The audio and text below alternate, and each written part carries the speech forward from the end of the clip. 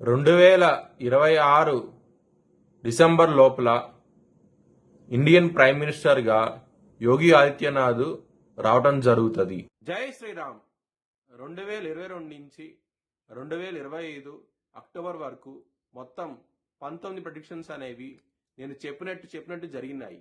అవన్నీ కింద డిస్క్రిప్షన్ లో ఇవ్వటం జరుగుతోంది.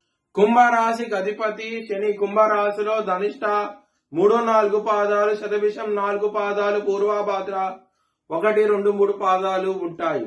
ఈ నక్షత్రం వాళ్ళందరికి నేను చెప్పే వార ఫలితాలు వర్తిస్తాయి. ఈ వారంలో కుంభరాశి వారికి గురు భగవానుడు ఒక్కడే యోగిస్తున్నాడు. మిగతా గ్రహాలన్నీ వ్యతిరేక ఫలితాలు ఉన్నాయి కాబట్టి బ్రాహ్మణుడికి నవధాన్యాలు దానం కింద ఇవ్వండి, మంచి ఫలితాలు చూస్తారు. దుర్గాదేవిని ఆరాధించండి, చాలా మంచి ఫలితాలు చూస్తారు. సోమవారం రోజున ముఖ్యమైన పనులు స్టార్ట్ చేసి ఖచ్చితంగా విజయం సాధిస్తారు. బుధవారము, గురువారము, శుక్రవారం రోజున మాత్రం ముఖ్యమైన పనులు స్టార్ట్ చేయకండి. స్టార్ట్ చేస్తే కనుక వ్యతిరేక ఫలితాలు, ధన నష్టము వచ్చే అవకాశాలు ఎక్కువగా ఉన్నాయి. కుంభరాశి వారికి 12వ స్థానంలో 4 గ్రహాలు ఉన్నాయి. శుక్రుడు, రవి, కుజ, సూర్యుడు. ఇన్ని గ్రహాలు ఉన్నాయి కాబట్టి కొంచెం ఇబ్బంది పడే అవకాశం ఎక్కువగా ఉన్నది. లాసెస్ అనేవి ఎక్కువగా ఉంటాయి. ఈ వారంలో మాత్రం కొంచెం జాగ్రత్త తీసుకోండి. అన్ని రకాలుగాను కొంచెం ఇబ్బందిగా ఉంటది. ఆరోగ్యపరంగా ఇబ్బందులు ఉంటాయి. మీరు చేసే పని వృధాగా వెళ్ళిపోవడం జరుగుతుంది. ఇలాంటి సమస్యలు వస్తాయి కాబట్టి మీరు హనుమాన్ చాలీసా పారాయణం చేస్తే కనుక మంచి ఫలితాలు చూస్తారు. ధనపరంగా మాత్రం ఏదో విధంగా ధనం అనేది వస్తుంది కానీ అది ఖర్చు రూపంలో వెళ్ళిపోవడం జరుగుతుంది. రావటము 100 రూపాయలు అయితే 100 రూపాయలు ఖర్చులు ఉంటాయి మీకు. ఈ విధంగా పరిస్థితి ఉన్నది ఈ వారం అనేది.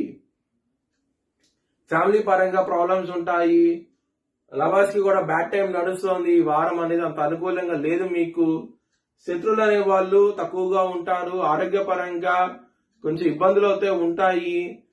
చిన్నపాటి సమస్యలు ఎక్కువగా ఉంటాయి ఈ వారం అనేది.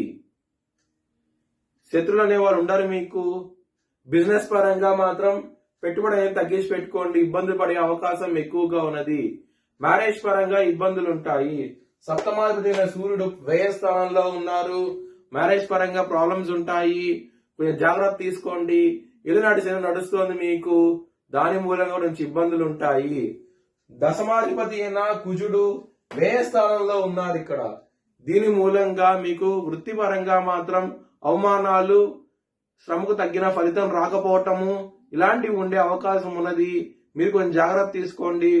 సుబ్రహ్మణ్య అష్టకాన్ని చదువుకోండి. చాలా చాలా మంచి ఫలితాలు ఉంటాయి. మీ భవిష్యత్ వివరాల కోసమై HLN జ్యోతిష్యాలను సంప్రదించండి. Please like, share and subscribe my channel.